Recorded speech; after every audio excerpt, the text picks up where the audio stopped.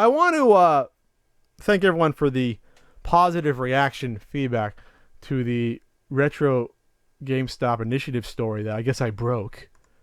Bad breaking news. Where it was a former person at GameStop corporate went behind the scenes and said everything that was wrong with the retro game initiative, revealing the lack of training for the people working at the refurb center, not testing games, ready to throw out games that they didn't test to work with by cleaning with a Q-tip, not testing to see if games were the proper games that matched the label and they turned it on, counterfeits, etc., etc. So that's a big deal to me, and I hope this picks up steam, and I hope that GameStop corporate, they might not care, they answer to stockholders, but I hope they realize that there is such thing as business ethics, and it's not good even though the retro game community and hobbyists is 1 or 2 or 3 or 4% of their potential audience in terms of the sales. You still should do good business. You still should try. Have some pride. You should still try. So I received another email, and this won't be another 20-minute topic, thankfully.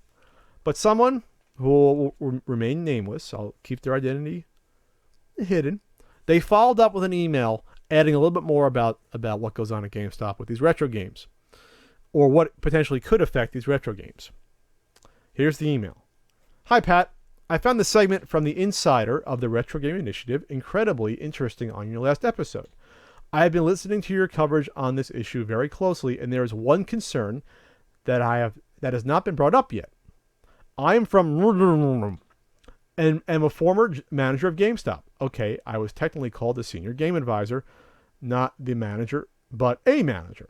Your insider gave a very good look at the corporate approach to this initiative, but not much from the storefront. I was not employed during the rollout of the retro initiative, but I can tell you from what I've seen and experienced from an employee standpoint, this could be more destructive to the retro collecting market than has been discussed before. Strap in. GameStop does not take a very respectful approach to the products, as we have seen. For example, we were ordered to remove all DS games from their cases and throw the cases out for the sake of space. When DS games were traded in with the case, we were to throw the case out once the transaction was complete. If new games came in, for example, Chrono Trigger, this one bothered me pretty bad, we were to open it, throw out the case, and sell only the cartridge. I assume we got those games to sell as used because GameStop bought out some mom and pop store somewhere. I assure you they came to us sealed but labeled as used by the company. This devalues and lowers collectability of these titles. I hated doing that. Who is to say they won't do that with complete in-box retro titles they receive? All right, Pat here. So far, fortunately, there's been no evidence that they've been throwing out boxes and manuals of retro games with this initiative as they've come in. When the games were still new, like DS games, I think they were in a different spot. They can get away with throwing out the cases then. They can't with these older games. And from what people have been saying, it's been a crapshoot. But when you order a game on GameStop, and they've said this themselves, GameStop, to their credit, you order a game, it's all priced the same as loose cart only. And if you get the box and or manual, then it's lucky you got it, but there's no guarantee. Back to the story. And this is where I'm concerned about, and this person's. This is not the worst of my concerns, though. When people returned accessories that were supposedly defective, instead of testing them, these items were put into a box in the back, and the district manager would come once a month and smash them with a hammer. And let that sink in. I kid you not, he would smash them with a literal hammer. Some items were brand new, and some the company just decided they didn't want to carry anymore. We were not allowed to take anything out of the field destroy box, which I guess is where they kept them all. Even if we knew it worked fine, which to me is insane. This is Pat here. That's insane. If you know stuff works, why wouldn't you take it out? This behavior by a company who is now selling and trading retro items, of which there are limited quantities, concerns me deeply. What happens if a person buys, for example, an SNES controller and goes to return it in store claiming it defective? Whether it is or not, it can probably be repaired. But given my experience in GameStop's history, it would likely be smashed with a hammer later that month and thrown in the garbage. What happens when GameStop decides to cancel the retro initiative? We saw this happen with their used phone and tablet initiative. They rolled it out nationwide after some focus testing, tried it for a couple years, then scrapped it because it was too much work. Will they just destroy the items they have collected? Will this put a large dent in the available items for collectors if they are destroyed? Smashed with hammers? When I first heard that GameStop was trying the retro initiative, it instantly made me fearful for the collecting community. They are not a video game retailer first, they are a corporate Fortune 500 company. They care not at all for video game quality or preservation. We see it time and time again. Thousands of PS2 titles first decased, then trashed when they decided they were done selling them.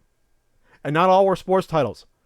I remember throwing out a copy of Tulip, a game that is now listed on Amazon for $50 to $80. Their destructive and wasteful practices bothered me deeply when I worked there and bother me still now that they have dug into the retro market. Whether you decide to talk about this or not on the podcast, it was bothering me and I had to tell you. Thank you for all your hard work and I love the podcast. Sincerely, name redacted by Pat.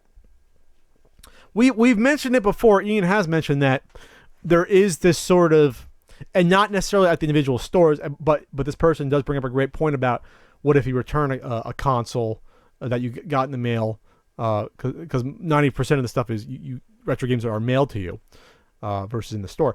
What if you return the console? What if you return the accessory? And yes, what if you say that it doesn't work when it does? You just want your money back and they destroy it and throw it out. That's awful. That is awful. But what Ian brought up before and I thought about, what happens when this retro initiative, what happens if it goes belly up? And all of a sudden, you have GameStop down in Texas, their warehouse is sitting on thousands and thousands, maybe 10,000 or more retro games, maybe more, along with a bunch of consoles. You hope then, for the sake of, the community and preservation, that, yeah, they don't toss all these games out. Some which might be rare. Maybe there's a rare console there that they received by accident or controller. You hope that they then go to their handy-dandy Rolodex, if they still use it, and contact their wholesaler, the one or two they still use that sells on eBay, which I'd like to find out who they are. You hope that they at least give them a deal that they'll make a ton of money on it, but at least they'll go through it themselves, the wholesaler. They'll go through what works, they'll clean, repair, and they'll sell it all, get it back into the community to keep the prices down and to not destroy stuff that shouldn't be destroyed. That just makes me sick. So thanks for the email, and hopefully GameStop is doing the right thing. I mean, according to the other person, they do monitor all this social media stuff. So hopefully they hear this and realize that, hey, well, we don't want to hate on you totally, GameStop. We want you just to do the right thing, not just for your own company, but for your customers. And I think a little more hard work and expenditure will go a long way with goodwill. Not the Goodwill store, but with goodwill towards your customers. You can make a little less profit, but do a lot of good at the same time. And live with yourself if you want to do that. Then again, it's a Fortune 500 company. Maybe they don't want to live with themselves. Who knows?